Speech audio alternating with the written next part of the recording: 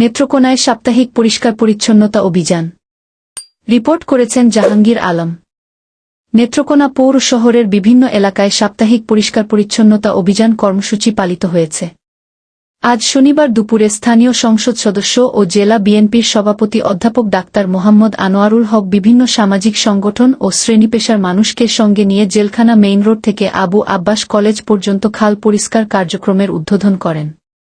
এ সময় উপস্থিত ছিলেন জেলা পরিষদের চেয়ারম্যান অ্যাডভোকেট নুরুজ্জামান নুরু, পৌর প্রশাসক আরিফুল ইসলাম সরদার, পৌর বিএনপির সাধারণ সম্পাদক তাজউদ্দিন ফারাজ সেন্টু, জেলা বিএনপির সাবেক যুগ্ম সাধারণ সম্পাদক বজলুর রহমান পাঠান, জেলা ছাত্রদলের সাধারণ সম্পাদক শামসুল হুদা শামীম, জেলা যুবদলের সাবেক সিনিয়র যুগ্ম সাধারণ সম্পাদক আজহারুল ইসলাম কমল, জেলা ছাত্রদলের সাবেক ভারপ্রাপ্ত সভাপতি সারোয়ার আলম এলিন, থানা যুবদলের সদস্য সচিব তানভীর ইসলাম রাজন সহ বিভিন্ন সামাজিক সংগঠনের নেতৃবৃন্দ।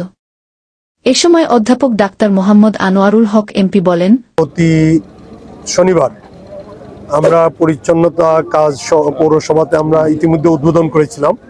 আমরা আমাদের জেলা প্রশাসক মহোদয় সহ পৌর প্রশাসক অনেকেই ছিলেন, জেলা পরিষদের চেয়ারম্যান সহ।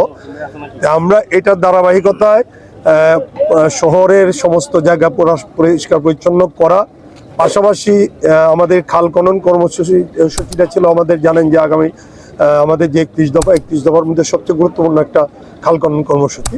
মোটামুটি যতগুলি খাল শহর গ্রাম বিভিন্ন জায়গায় আছে সবগুলি লিস্ট করে আমরা অলরেডি পাঠিয়েছি। পরিচ্ছন্ন শহর গড়তে হলে সবাইকে একসাথে কাজ করতে হবে। শুধু প্রশাসনের উপর নির্ভর না করে জনগণকেও এগিয়ে আসতে হবে।